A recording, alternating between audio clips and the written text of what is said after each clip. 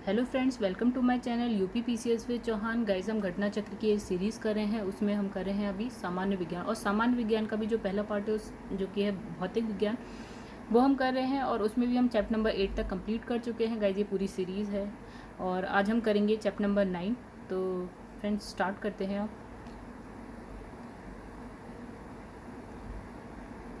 तो जो हमारा चैप्टर नंबर 9 है वो है ध्वनि।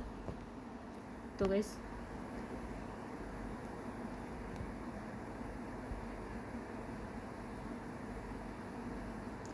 ठीक है गाइस, तो इसमें लिखा है कि ध्वनि ऊर्जा का वह रूप है जो श्रवण की संवेदना पैदा करता है। श्रवण का मतलब होता है सुनने, तो सुनने की संवेदना पैदा करता है, ये एक चीज़। दूसरा इसमें लिखा है जो ध्वनि तरंगों के रूप में गमन करती है। ठीक है, तरंग यानी कि वेव्स के रूप में गमन करती है। और ध्वनि कंपायमान वस्तु से उत्पन्न होती है, और पदार्थ जिसमें होकर ध्वनि गमन करती है उसको हम माध्यम कहते हैं। इसने ये कहा कि ध्वनि जो है आपकी ट्रेवल करती है, किसके रूप में करती है? तरंगों के रूप में करती है, और जिसमें करती है उसको हम बोलते हैं माध्यम। ठीक है, आगे बढ़ते हैं। तो इसमें लिखा है ध्वनि तरंगे यांत्रिक तरंगे कहलाती हैं। जैसे कि हमने पिछले चैप्टर्स में पढ़ रखा है कि ध्वनि तरंगे यांत्रिक तरंगे होती हैं, क्योंकि उसके संचरण के लिए हमें क्या है, ध्वनि तरंगों के संचरण के लिए हमें क्या माध्यम की आवश्यकता होती है। और ध्वनि तरंगे जो है ठोस में भी, द्रव में और गैस तीनों में क्या करती है, ट्रैवल कर सकती है। ठीक है, फिर लिखा है ध्वनि की चाल। तो ध्वनि की चाल उस माध्यम की, जो भी माध्यम है उसकी प्रकृति पर निर्भर करता है, और जिसमें मतलब जिस भी माध्यम में होकर गुजरती है उसकी प्रकृति पर निर्भर करता है। तो ध्वनि की जो चाल है भिन्न भिन्न माध्यम के लिए क्या होती है, भिन्न भिन्न होती है। और गैसों में ध्वनि की जो अत्यंत धीमी गति से, मतलब अगर हम बात करें कि किस माध्यम में जो ध्वनि है किस वेग से जो है ट्रेवल करती है, तो हम क्या देखेंगे कि जो गैस है, तो ऐसे एक मिनट, तो लिखा है गैसों में ध्वनि अत्यंत धीमी, द्रव में तीव्र गति से, और ठोस में तीव्रतम गति से गमन करती है। इसका मतलब ये हुआ कि गैस हमारे पास तीन माध्यम हो गए, एक हो गया गैस, द्रव और ठोस। ठीक है, तो इसने कहा कि जो गैस है, गैस में तो ये करती है धीरे, और फिर आते हैं हम लिक्विड में यानी कि द्रव में, तो इसमें ये करती है तेज। और अगर हम आते हैं सॉलिड में, तो इसमें जो है बहुत ही तेज ट्रैवल करती है। ठीक है, गमन करती है। ठीक है, आगे बढ़ते हैं। तो लिखा है ध्वनि निर्वात में गमन नहीं करती। अब देखिए निर्वात में क्यों नहीं गमन करती, क्यों निर्वात में क्या है, ये कोई माध्यम नहीं है। ठीक है, इसमें वायु नहीं होती, तो ध्वनि इसलिए जो है निर्वात में ट्रैवल नहीं करती, लेकिन प्रकाश जो है आपका निर्वात में ट्रैवल करता है। तो इसमें लिखा है ध्वनि जो है वायु की अपेक्षा जो स्टील में 15 गुना तीव्रता से गमन करती है। यानी कि जितनी भी करेगी, सपोज x कर रही है आपकी वायु में, तो 15x करेगी आपकी जब वो स्टील में गमन करेगी, तो मतलब 15 गुना तेज, ज़्यादा। ध्वनि की चाल तापमान पर निर्भर करती है। जैसे जैसे वायु का तापमान बढ़ता है, उसमें क्या है, ध्वनि की चाल भी बढ़ती जाती है। यानी कि जैसे जैसे टेम्परेचर बढ़ेगा आपकी ध्वनि की चाल बढ़ेगी। अतः वायु में ध्वनि की चाल ठंडे दिनों की अपेक्षा क्या है, गर्म दिनों में अधिक होगी, बिकॉज गर्म दिन का जो टेम्परेचर होता है वो ठंडे दिन से अधिक होता है। ठीक है, आगे बढ़ते हैं। इसमें लिखा है ध्वनि की चाल वायु की आर्द्रता पर भी निर्भर करती है। ठीक है, किस पे, एक तो हमने देख लिया कि तापमान पर निर्भर करती है, दूसरा हम देख रहे हैं कि वायु की आर्द्रता पर निर्भर करती है। जैसे जैसे वायु की जो आर्द्रता होती है वो बढ़ती जाती है, उसमें जो ध्वनि की जो चाल है वो भी क्या होगी, बढ़ती जाती है। यानी कि टेम्परेचर बढ़ता है तो भी ध्वनि की चाल बढ़ती है, और अगर आर्द्रता बढ़ती है तो हम देख रहे हैं कि ध्वनि की चाल उसमें भी बढ़ रही है। ठीक है, आर्द्रता क्या होता है आप समझ रहे हैं, वायु में जो नमी होती है उसे हम आर्द्रता बोलते हैं। तो लिखा है स्पष्ट है कि ध्वनि जो है शुष्क वायु में धीमी गति से, परंतु जो आर्द्र वायु होगी उसमें तेज गति से जो है गमन करेगी, यानी कि ट्रैवल करेगी। आगे बढ़ते हैं गाइस। फिर इसमें कुछ ऐसे माध्यम दे रखे हैं और उसमें ध्वनि की चाल दे रखी है। तो हम जैसे कि देख पा रहे हैं कि जो वायु है, तो वायु जो है 0 डिग्री सेंटीग्रेड पे क्या हो रहा है कि जो ध्वनि की चाल है वो 331 कितनी है, 331 मीटर पर सेकंड है। फिर हम सेकंड आते हैं वायु में ही, लेकिन इसने क्या है, टेम्परेचर को बढ़ा दिया। हमने देखा कि जब टेम्परेचर बढ़ता है तो जो ध्वनि की चाल है वो बढ़ती है। यानी कि अब वही वायु है लेकिन आपका टेम्परेचर बढ़ गया, तो अब जो है आपकी जो है चाल बढ़ जाएगी। तो चाल कितनी होगी, पहले थी 331 0 डिग्री पे, लेकिन अब हमने क्या करा, 22 डिग्री सेंटीग्रेड कर दिया, तो 344 मीटर पर सेकंड हो जाएगी, मतलब बढ़ गई है आपकी चाल। ठीक है, फिर आते हैं हम हाइड्रोजन पे। तो हाइड्रोजन जो है 25 डिग्री सेंटीग्रेड पे, हाइड्रोजन पे देखिए ध्वनि की चाल बढ़ गई और ज़्यादा हो गई। ठीक है गाइस, तो और आते हैं, फिर देखते हैं हम समुद्री जल। इसने कहा सबसे जो कम होती है वो गैस में होती है, ठीक है, सबसे कम किस में होती है, गैस में होती है, फिर आपकी लिक्विड में होती है, फिर आपकी सॉलिड में होती है, यानी कि गैस, फिर द्रव, फिर ठोस में होती है। तो आगे बढ़ते हैं। फिर देखिए अभी तक हम किस में थे, यहाँ तक गैस में थे। अब हम आ जाते हैं लिक्विड में, यानी कि समुद्री जल, और वो भी 25 डिग्री सेंटीग्रेड पे। अब देखिए कि जैसे जैसे हम नीचे जा रहे हैं ना, तो जैसे यहाँ पे हम गैस में थे, फिर यहाँ हम लिक्विड में आ गए, अब हम आ जाएंगे ठोस में, यानी कि सॉलिड में आ जाएंगे, और वैसे वैसे आपकी क्या है, ध्वनि की चाल भी बढ़ रही है। तो यहाँ पे क्या है, समुद्री जल में इसमें लिखा है कि 1531 मीटर पर सेकंड हो गई है ध्वनि की चाल। फिर हम आते हैं एल्यूमिनियम में, तो एल्यूमिनियम में जो ध्वनि की चाल है वो है 6420 मीटर पर सेकंड, यानी कि बहुत ही ज़्यादा, ठीक है। फिर हम आते हैं लोहे में, तो लोहे में जो ध्वनि की चाल है, और वो इसमें देखिए टेम्परेचर भी लिख रखा है 25 डिग्री सेल्सियस है, और इसमें जो ध्वनि की चाल है वो है आपकी 5950 मीटर पर सेकेंड, और स्टील में आपकी 5960 मीटर पर सेकेंड, ठीक है। आगे बढ़ते हैं हम लोग। फिर लिखा है ध्वनि का जो है आवृत्ति परिसर क्या है। तो लिखा है ध्वनि तरंगों को उनके आवृत्ति परिसर के आधार पर 3 भागों में बांटा गया है, ठीक है। आवृत्ति परिसर का मतलब, ठीक है, परिसर का मतलब होता है रेंज, ठीक है। हमारी फ्रीक्वेंसी जो होती है उसकी क्या होती है, रेंज होती है, ठीक है। तो उस आधार पर, यानी कि फ्रीक्वेंसी यानी कि आवृत्ति की जो रेंज है उसके आधार पर हमने ध्वनि को जो है क्या बोलते हैं, 3 भागों में बांट रखा है। तो सबसे पहला जो भाग है वो है आपका ये है आपका स्वर श्रव्य तरंगे, मतलब ऑडिबल वेव्स होती हैं। ऑडिबल वेव्स वो ऑडिबल जो हम सुन सकते हैं, तो वो होती है आपकी 20 हर्ट्ज से लेकर 20,000 हर्ट्ज तक की होती है। फिर यहाँ लिखा है कि जो मनुष्य है 20 हर्ट्ज से कम आवृत्ति की तरंगों को नहीं सुन सकता, क्योंकि ये तरंगे जो है कान, जो आपके कान के पर्दे हैं उस कान के पर्दों को संवेदित नहीं करती, यानी कि आपके कान 20 हर्ट्ज से जैसे ही आप नीचे जाएंगे तो वो तरंगे आप नहीं सुन सकते हैं। एक मिनट, ओके। तो उसके बाद क्या होती है, अब उसके बाद नेक्स्ट आ गया। तो नेक्स्ट में इसने क्या बोला कि जो 20 हर्ट्ज से अधिक आवृत्ति की तरंगे होती हैं, उस जो तरंगे होती हैं वो इतनी अधिक होती हैं कि कान के पर्दों का जो दोलन है इतना अधिक नहीं हो पाता, ठीक है, कि वह उन तरंगों को ग्रहण कर सके। यानी कि आप 20 हर्ट्ज से नीचे जाएंगे तो भी आप नहीं सुन सकते, और 20,000 हर्ट्ज से ऊपर जाएंगे तो भी आप ध्वनि की ये वाली ध्वनि मतलब ध्वनि तरंगे नहीं सुन पाएंगे, ठीक है। आगे बढ़ते हैं। अब लिखा है अवश्रव्य तरंगे, मतलब होता है इसका, इंग्लिश में बोलते हैं इसको इंफ्रासोनिक वेव्स, ठीक है। अब देखिए हमने एक रेंज ली थी 20 हर्ट्ज से लेकर 20,000 हर्ट्ज, तो 20 हर्ट्ज से नीचे वाली जो तरंगे हैं आपकी वो होती हैं आपकी इंफ्रासोनिक वेव्स होती हैं, ठीक है। तो यानी कि अवश्रव्य ध्वनि होती है। इसमें लिखा है वेल और गेंडा और हाथी, ठीक है। अवश्रव्य ध्वनि परिसर की ध्वनियाँ क्या करते हैं, उत्पन्न करते हैं। कौन कौन ये इंफ्रासोनिक वेव कौन कौन जो है उत्पन्न कर सकता है, वेल कर सकती है, गेंडा कर सकता है और हाथी कर सकता है, ठीक है। आगे बढ़ते हैं। प्राय ये देखा गया है कि कुछ जंतु भूकंप से पूर्व जो है परेशान हो जाते हैं, ठीक है। तो वास्तव में जो भूकंप मुख्य प्रघाती तरंग यानी कि मेन शॉक वेव से पहले निम्न आवृत्ति की जो अवश्रव्य ध्वनि है वो उत्पन्न करते हैं। मतलब जब भूकंप आने लगता है तो उससे पहले क्या है, हमारी इंफ्रासोनिक वेव्स पहले आ जाती हैं, भूकंप आने से पहले आ जाती हैं, ठीक है। तो क्या होता है कि जो जंतु होते हैं वो उसको सुन सकते हैं। कुछ जंतु जैसे कुछ जंतु जो है उसको सुन सकते हैं, और जंतु क्या होते हैं, थोड़ा सा परेशान हो जाते हैं।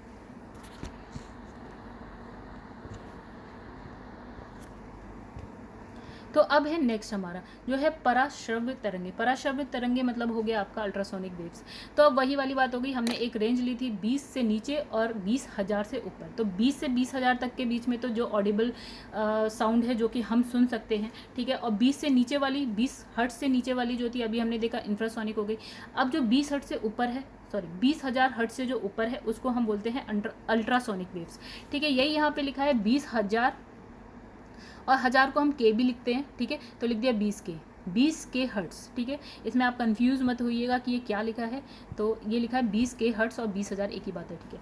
तो इससे अधिक की जो ध्वनि है उसको हम बोलते हैं पराश्रव्य ध्वनि, ठीक है, या पराध्वनि। याद रखिएगा क्योंकि ये सारे वर्ड्स भी आ जाते हैं। आप कहीं पे लिखा होगा पराश्रव्य, कहीं लिखा होगा पराध्वनि, तो ये आप इस पर कंफ्यूज मत होइएगा आगे। या फिर इंग्लिश में लिख दिया होगा अल्ट्रासोनिक वेव्स, ठीक है। तो इसमें कहा कि अब ये उत्पन्न कौन करता है, मतलब अल्ट्रासोनिक वेव्स कौन उत्पन्न करता है, तो वो उत्पन्न करता है डॉल्फिन या फिर आपका चमगादड़। ये क्या है, जो अल्ट्रासोनिक वेव है वो आपके उत्पन्न करते हैं। फिर आगे बढ़ते हैं गाइस। तो अब इसमें लिखा है कि देखिए अब इसमें लिखा है पराध्वनि के अनुप्रयोग, मतलब हम जो अल्ट्रासोनिक वेव्स हैं कहाँ कहाँ पे यूज़ करते हैं, ठीक है, कहाँ कहाँ इसका उपयोग करते हैं, ठीक है। तो ओके गाइस, अब लिखा है पराध्वनि उच्च आवृत्ति की तरंगे, अभी हमने देखा 20 हर्ट्ज से ऊपर की तरंगे यानी कि उच्च आवृत्ति की तरंगे है, और ये अवरोधों की उत्पत्ति में भी एक निश्चित पथ पर गमन करती है। अवरोधों की उत्पत्ति यानी कि बीच में कुछ पार्टिकल्स, कुछ कण या कोई भी अवरोध आ जाता है, भूमि हो कोई बिल्डिंग है, कोई भवन है या कुछ भी हो, ठीक है। तो इसने कहा अगर वो उपस्थित भी हैं ये सारी चीज़ें, तब भी एक निश्चित पथ पर गमन करती है, मतलब उसको पेनिट्रेट करके आगे बढ़ जाएंगी उसी दिशा में, ठीक है, इधर उधर नहीं ट्रैवल करेंगी, ठीक है। अब उसके बाद लिखा है उद्योगों तथा चिकित्सा के क्षेत्र में, ठीक है, उद्योगों चिकित्सा के क्षेत्र में जो अल्ट्रासोनिक वेव्स हैं का व्यापक उपयोग किया जाता है, ठीक है, ठीक है। अब लिखा है कि पराध्वनि यानी कि अल्ट्रासोनिक वेव को हृदय के विभिन्न भागों से परावर्तित कराकर हृदय का जो प्रतिबिंब बनाया जाता है, यानी कि जब आप क्या बोलते हैं, आप ECG कराते हैं, देखिए यहाँ लिखा है ये, तो यहाँ लिखा है जो जब आप ECG कराते हैं यानी कि इकोकार्डियोग्राफी, ECG कहते हैं इसे, मतलब इसमें क्या होता है कि जो आपकी अल्ट्रासोनिक वेव्स हैं उसको आप क्या है बॉडी पे डालते हैं और हृदय का जो है सेम टू सेम प्रतिबिंब जो है ये वहाँ से मतलब क्या होता है कि सपोज़ कि ये हृदय है, ठीक है, तो यहाँ से क्या है आप वेव्स डालेंगे और ये परावर्तित होकर क्या है उसकी ही इमेज यानी कि उसका ही प्रतिबिंब बना के दे देता है, ठीक है। इसको हम बोलते हैं ECG, ठीक है, ये याद रखिएगा, इंपॉर्टेंट टर्म है ECG, बहुत बार क्वेश्चन में पूछ लिया जाता है कि ये ECG किसके लिए यूज़ होता है, मस्तिष्क के लिए होता है या फिर हृदय के लिए होता है, किसके लिए होता है, ठीक है। तो ये याद रखिएगा। आगे बढ़ते हैं, इसमें लिखा है पराध्वनि यानी अल्ट्रासोनिक का वेव्स का जो उपयोग है, क्या करते हैं, गुर्दों की छोटी पथरी जो हमारे जो स्टोन हो जाता है आपके किडनी में, ठीक है, तो उसकी जो मतलब उसको बारीक कणों में तोड़ने के लिए इसका हम यूज़ करते हैं, किसका, अल्ट्रासोनिक वेव्स का, कि आपकी जो किडनी में जो वो हो जाता है, स्टोन हो जाता है, उस पर आप ये वेव्स डालते हैं, तो वो छोटे छोटे टुकड़ों में टूट जाता है और क्या है फिर लिखा है कि बाद में ये मूत्र के साथ क्या है बाहर बॉडी से बाहर आ जाता है। चलिए गाइस आगे बढ़ते हैं, ज़्यादा बड़ा चैप्टर नहीं है, छोटा सा ही चैप्टर है जी। अब लिखा है सोनार, तो सोनार की सबसे पहले देखते हैं फुल फॉर्म क्या होती है, बहुत ही ईजी है ये भी।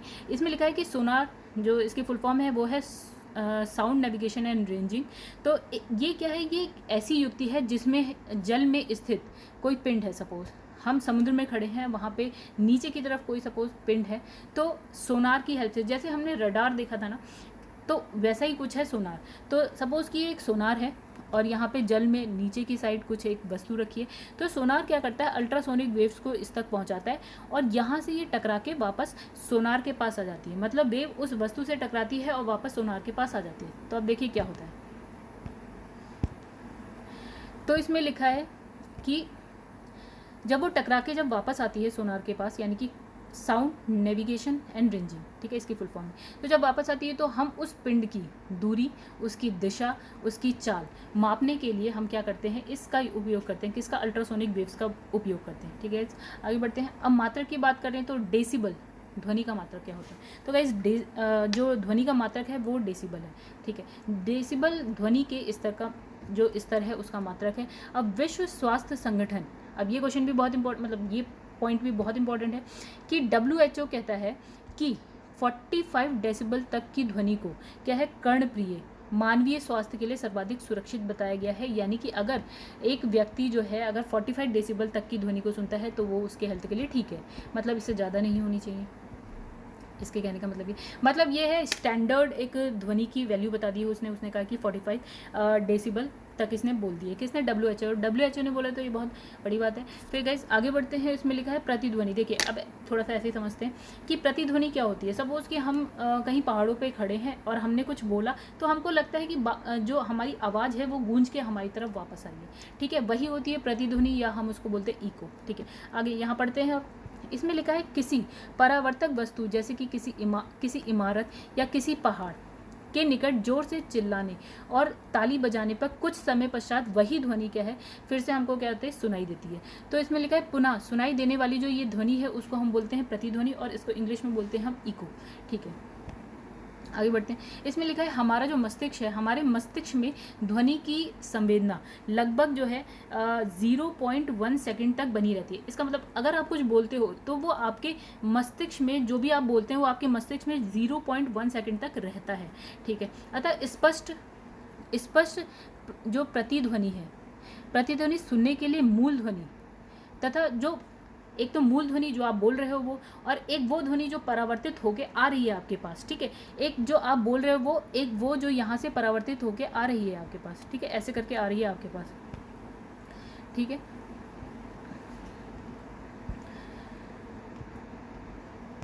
ठीक है, तो इसमें लिखा है कि जो स्पष्ट प्रतिध्वनि सुनने के लिए जो इसमें है मूल ध्वनि तथा परावर्तित ध्वनि के बीच कम से कम 0.1 सेकंड का समयांतराल होना चाहिए। इसने 0.1 क्यों कहा, देखिए इसने इसलिए कहा 0.1 क्योंकि 0.1 सेकंड तक तो हमारी ध्वनि हमारे कानों तक रहती है, हमारे मस्तिष्क तक रहती है ऑलरेडी, ठीक है। तो प्रतिध्वनि कहाँ से सुनाई दे जाएगी, हमें ऑलरेडी हमारे पास है, तो हम अब प्रतिध्वनि क्या सुनेंगे, ठीक है। इसलिए इतना समय अंतराल होना चाहिए, बिकॉज इतने में हमारे दिमाग से या हमारे माइंड से जो हमने बोला वो निकल जाएगा, और टकरा के जो साउंड हमें आएगी, सुनाई देगी, वो हो गई आपकी प्रतिध्वनि। तो गाइस एक मिनट, ठीक है गाइस। तो अब ये हमारा जो नोट्स वाला सेक्शन है वो ख़त्म हो गया है, और अब हम करेंगे जो ये चैप्टर है उसके क्वेश्चन आंसर करते हैं। तो देखिए चैप्टर बहुत ही आसान था, छोटा भी था, ठीक है। तो एक ही वीडियो में इससे कंप्लीट करने की कोशिश करते हैं।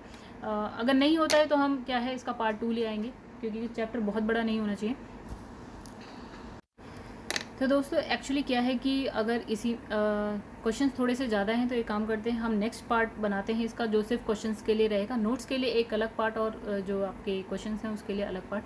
तो गाइस मिलते हैं, क्वेश्चंस जो है आप नेक्स्ट वीडियो में देखिएगा। तो गाइस अगर आपको मेरी जो वीडियो है वो पसंद आ रही हो, और अगर पसंद आ रही हो तो प्लीज़ उसे लाइक करिए और मेरे चैनल को सब्सक्राइब करिए और शेयर करना ना भूलिए। Thank you guys.